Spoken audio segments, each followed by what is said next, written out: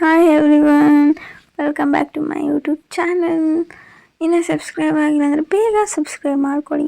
ಇವತ್ತು ನಾನು ಹೇಳ್ತಾ ಇರೋವಂಥ ಹಿಸ್ಟ್ರಿ ಯಾವುದ್ರ ಬಗ್ಗೆ ಅಂದರೆ ನಮ್ಮ ಮೈಸೂರಿನ ಅರಮನೆ.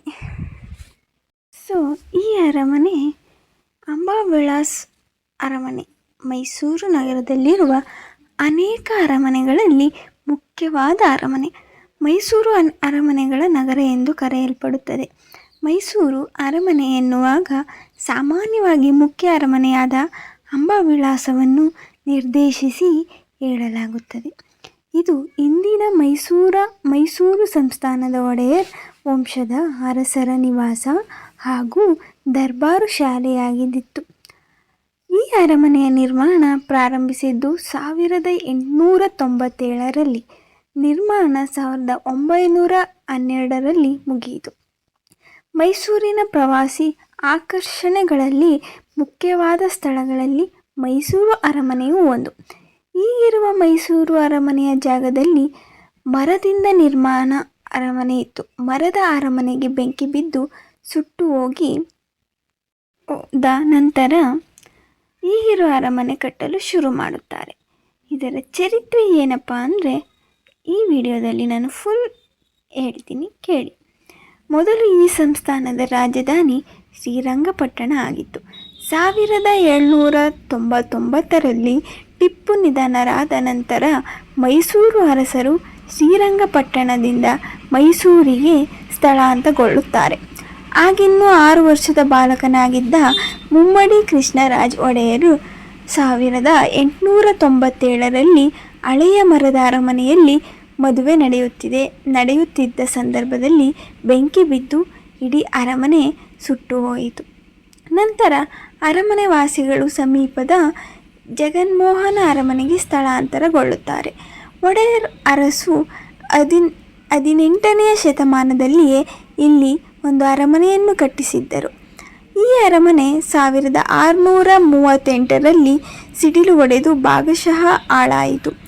ಆಗ ಇದನ್ನು ರಿಪೇರಿ ಮಾಡಿ ವಿಸ್ತರಿಸಲಾಗಿತ್ತು. ಆದರೆ 18ನೇ ಶತಮಾನದ ಕೊನೆಯ ಹೊತ್ತಿಗೆ ಅರಮನೆ ಮತ್ತಷ್ಟು ಹಾಳಾಗಿ 1793ರಲ್ಲಿ ಟಿಪ್ಪು ಸುಲ್ತಾನ್ ಕಾಲದಲ್ಲಿ ಅದನ್ನು ಬೀಳಿಸಲಾಯಿತು. 1803ರಲ್ಲಿ ಇನ್ನೊಂದು ಅರಮನೆಯನ್ನು ಅದರ ಸ್ಥಳದಲ್ಲಿ ಕಟ್ಟಿಸಲಾಯಿತು. ಈ ಅರಮನೆ ಸಹ 1897ರಲ್ಲಿ ರಾಜಕುಮಾರಿ ಜಯಲಕ್ಷ್ಮಮ್ಮಣಿ ಅವರ ಮದುವೆಯ ಸಂದರ್ಭದಲ್ಲಿ ಬೆಂಕಿ ಬಿದ್ದು ನಾಶವಾಯಿತು. ಆಗ ಮೈಸೂರು ಮಹಾರಾಣಿಯವರಾಗಿದ್ದ ಕೆಂಪನಂಜಮಣಿ ವಾಣಿವಿಲಾಸ ಸನ್ನಿಧಾನ ಇನ್ನೊಂದು ಅರಮನೆಯನ್ನು ಕಟ್ಟಲು ಬ್ರಿಟಿಷ್ ಇಂಜಿನಿಯರ್ ಹೆನ್ರಿ ಇರ್ವಿನ್ ಅವರನ್ನು ನೇಮಿಸಿದರು. ವಿವಿಧ ರೀತಿಯ ವಾಸ್ತುಕಲೆಗಳನ್ನು ಸೇರಿಸಿ ಅರಮನೆಯನ್ನು ಕಟ್ಟಲು ಅವರಿಗೆ ತಿಳಿಸಲಾಯಿತು. ಅರಮನೆ 1912ರಲ್ಲಿ ಸಂಪೂರ್ಣವಾಯಿತು. ಸೊ ಈ ಒಂದು ಕತೆ ಈ ಇಂದಿನ ನಿರ್ಮಾಣದ ಕತೆ. ಸೊ ನಾವು ಎಷ್ಟೋ ಕಾಲದಿಂದ ರಾಜರು ಇಲ್ಲಿ ಆಳ್ವಿಕೆ ಮಾಡಿದ್ದಾರೆ. ಸೊ ಎಷ್ಟೋ ರಾಜರು ಆಳ್ವಿಕೆ ಮಾಡಿದ್ದಾರೆ ಎಂದು ನಾನು ಇವಾಗ ಹೇಳ್ತೀನಿ. ಯದುರಾಯರು ಸುಮಾರು 1399ರಿಂದ 1423ರವರೆಗೆ ಆಳ್ವಿಕೆ ನಡೆಸಿದರು. ಬೆಟ್ಟದ ಚಾಮರಾಜ ಒಡೆಯರು 1423ರಿಂದ 1459ರವರೆಗೆ ಆಳ್ವಿಕೆಯನ್ನು ನಡೆಸಿದ್ದರು. ತಿಮ್ಮರಾಜ ಒಡೆಯರು, ಹಿರಿಯ ಚಾಮರಾಜ ಒಡೆಯರು, ಹಿರಿಯ ಬೆಟ್ಟದ ಚಾಮರಾಜ ಒಡೆಯರು, ಬೋಳ ಚಾಮರಾಜ ಒಡೆಯರು, ಬೆಟ್ಟದ ಚಾಮರಾಜ ಒಡೆಯರು, ರಾಜ ಒಡೆಯರು 40 ವರ್ಷಗಳ ದೀರ್ಘಕಾಲದ ಆಳ್ವಿಕೆಯನ್ನು ಮಾಡಿದವರು ಇವರು. ಚಾಮರಾಜ ಒಡೆಯರು, 2ನೇ ರಾಜ ಒಡೆಯರು, ಇವರು ಕೇವಲ 1 ವರ್ಷ ಅಷ್ಟೇ ಆಳ್ವಿಕೆಯನ್ನು ಮಾಡಿದರು. ರಣಧೀರ ಕಂಠೀರವ ನರಸರಾಜ ಒಡೆಯರು, ದೊಡ್ಡ ದೇವರಾಜ ಒಡೆಯರು, ಚಿಕ್ಕದೇವರಾಜ ಒಡೆಯರ ಮೂಕ ಮಗ, ತಾಯಿ ಮಂತ್ರಿಗಳ ಸಹಕಾರದೊಂದಿಗೆ ಇವರು ಆಳ್ವಿಕೆಯನ್ನು ನಡೆಸಿದ್ದರು. ದೊಡ್ಡ ಕೃಷ್ಣರಾಜ ಒಡೆಯರು, ಅಂಕನಹಳ್ಳಿ ಚಾಮರಾಜ ಒಡೆಯರು, ಇಮ್ಮಡಿ ಕೃಷ್ಣರಾಜ ಒಡೆಯರು ಇಬ್ಬರು ದತ್ತುಪುತ್ರರು 1766ರವರೆಗೆ ಅಂದಿನ ಆಡಳಿತ ಮಂತ್ರಿಗಳ ಕುತಂತ್ರಕ್ಕೊಳಪಟ್ಟಿದ್ದು ಇದರ ವಿವರಗಳು ತುಂಬ ಕಡಿಮೆ ಎಂದು ಹೇಳುತ್ತಾರೆ. ನಂಜರಾಜ ಒಡೆಯರು, ಬೆಟ್ಟದ ಚಾಮರಾಜ ಒಡೆಯರು, ಕಾಸ ಚಾಮರಾಜ ಒಡೆಯರು. ನಂಜರಾಜ ಒಡೆಯರ ಕಾಲಕ್ಕೆ ಹೈದರಾಲಿಯು ಪ್ರಬಲನಾಗಿ ಮೈಸೂರು ಸಂಸ್ಥಾನದ ಆಡಳಿತವನ್ನು ಕೈಗೆ ತೆಗೆದುಕೊಂಡನು. 1782ರಲ್ಲಿ ಅವನು ಮರಣ ಹೊಂದಿದನು. ನಂತರ ಅವನ ಮಗ ಟಿಪ್ಪು ಸುಲ್ತಾನನು ಸಂಸ್ಥಾನದ ಸರ್ವಾಧಿಕಾರಿಯಾಗಿ ಆಡಳಿತ ನಡೆಸುತ್ತಿದ್ದರಿಂದ ನಂಜರಾಜರು, ಬೆಟ್ಟದ ಚಾಮರಾಜರು, ಕಾಸ ಚಾಮರಾಜರು ಕೇವಲ ಹೆಸರಿಗಷ್ಟೇ ರಾಜರಾಗಿದ್ದರು. ಮುಮ್ಮಡಿ ಕೃಷ್ಣರಾಜ ಒಡೆಯರು 1799ರಲ್ಲಿ ಪಟ್ಟಕ್ಕೆ ಬಂದಾಗ ಕೇವಲ 5 ವರ್ಷದವರು. ಅವರು ಸ್ವತಂತ್ರವಾಗಿ ಆಡಳಿತ ನಿರ್ವಹಿಸಿದ್ದು 1810ರಿಂದ. ಬ್ರಿಟಿಷರ ತಂತ್ರದಿಂದ ಮುಮ್ಮಡಿ ಕೃಷ್ಣರಾಜ ಒಡೆಯರು ಆಡಳಿತವನ್ನು ಬ್ರಿಟಿಷ್ ಕಮಿಷನರಿಗೆ ಬಿಟ್ಟುಕೊಡಬೇಕಾಯಿತು.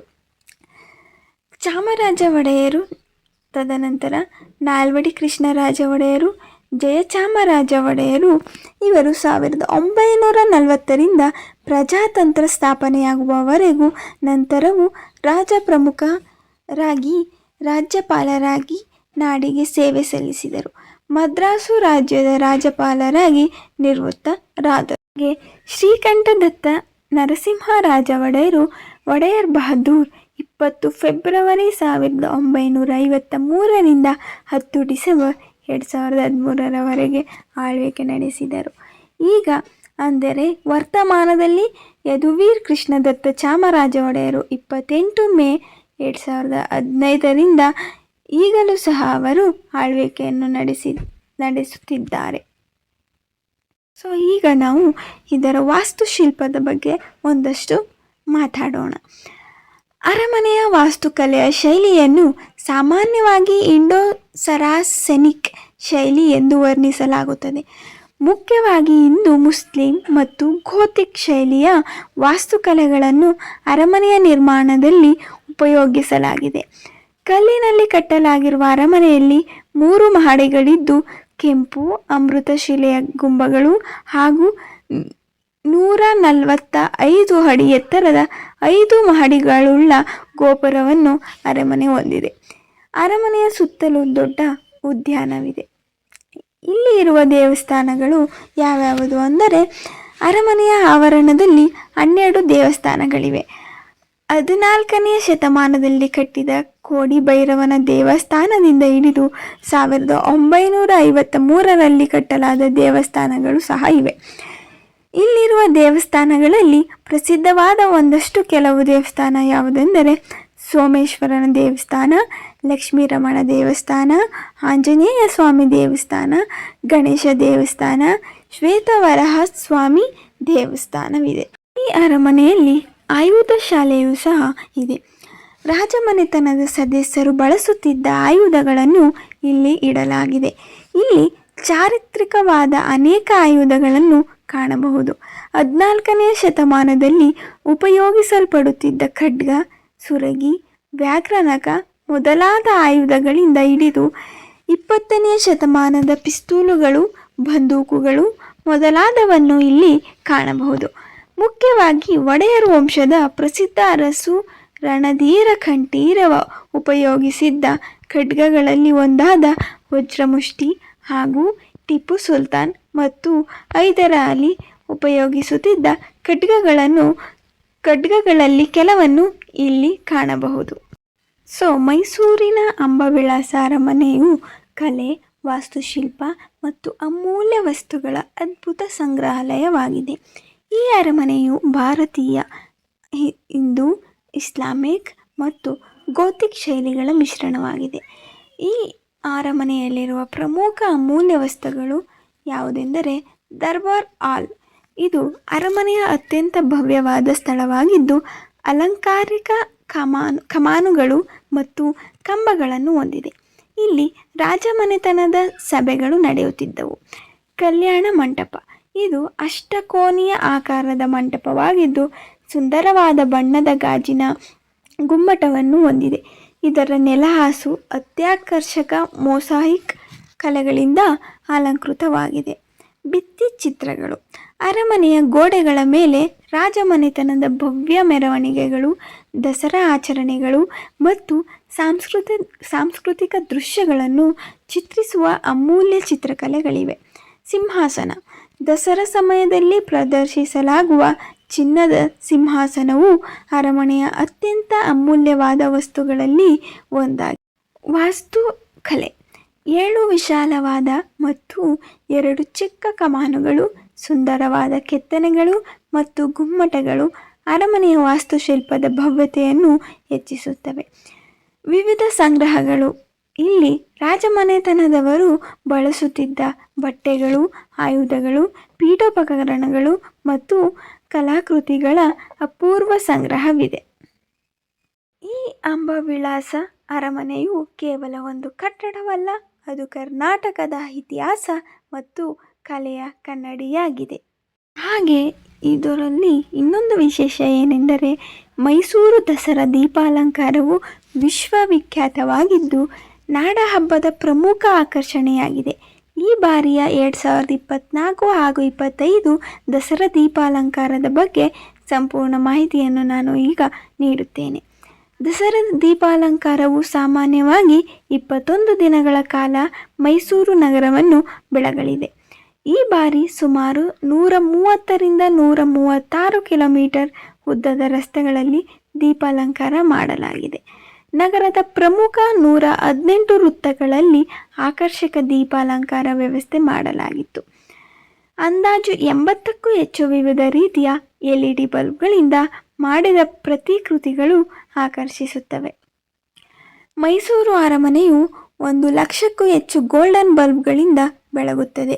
ಇದು ಅತ್ಯಂತ ಪ್ರಮುಖ ಆಕರ್ಷಣೆಯಾಗಿದೆ. ಮೊದಲ ಬಾರಿಗೆ ದಸರಾ ದೀಪಾಲಂಕಾರದಲ್ಲಿ ಡ್ರೋನ್ ಪ್ರದರ್ಶಿಸಿ ಪರಿಚಯಿಸಲಾಗಿದೆ. ಜಂಬೂ ಸವಾರಿಯ ನಂತರವೂ ಪ್ರವಾಸಿಗರಿಗಾಗಿ ದೀಪಾಲಂಕಾರವನ್ನು ಹೆಚ್ಚುವರಿಯಾಗಿ 15 ದಿನಗಳವರೆಗೆ ವಿಸ್ತರಿಸುತ್ತಾರೆ.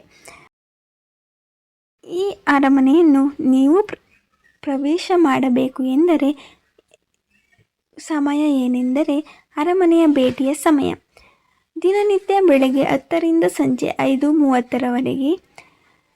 ವಯಸ್ಕರಿಗೆ 100, ಪ್ರತಿ ವ್ಯಕ್ತಿಗೆ 100 ರೂಪಾಯಿ. ಮಕ್ಕಳಿಗೆ 10ರಿಂದ 18 ವರ್ಷದ ಮಕ್ಕಳಿಗೆ 50. ಶಾಲಾ ವಿದ್ಯಾರ್ಥಿಗಳಿಗೆ ಪ್ರವೇಶ ಉಚಿತ. ಲೈಟ್ ಆ್ಯಂಡ್ ಸೌಂಡ್ ಶೋ ಅಂದರೆ ಬೆಳಕು ಮತ್ತು ಧ್ವನಿ ಪ್ರದರ್ಶನ ಸಮಯ ಹಾಗೂ ದರ ಏನಪ್ಪ ಅಂದರೆ ಸಮಯ ಸಂಜೆ 7ರಿಂದ 8ರವರೆಗೆ, ಭಾನುವಾರ ಮತ್ತು ಸಾರ್ವಜನಿಕ ರಜಾ ದಿನಗಳನ್ನು ಹೊರತುಪಡಿಸಿ. ವಯಸ್ಕರಿಗೆ 100ರಿಂದ 120, ಕನ್ನಡ ಅಥವಾ ಇಂಗ್ಲಿಷ್ ಭಾಷೆಗಳಿಗೆ ಅನುಗುಣವಾಗಿ. ಮಕ್ಕಳಿಗೆ 40ರಿಂದ 50. ವಿಶೇಷತೆ ಏನೆಂದರೆ ದಸರಾ ಮತ್ತು ವಿಶೇಷ ಸರ್ಕಾರಿ ರಜಾ ದಿನಗಳಲ್ಲಿ ಪ್ರವೇಶ ಸಮಯ ಮತ್ತು ದರಗಳಲ್ಲಿ ಬದಲಾವಣೆಗಳಾಗಬಹುದು. ವಿದೇಶಿ ಪ್ರವಾಸಿಗರಿಗೆ ದರಗಳು ಭಿನ್ನವಾಗಿರುತ್ತದೆ.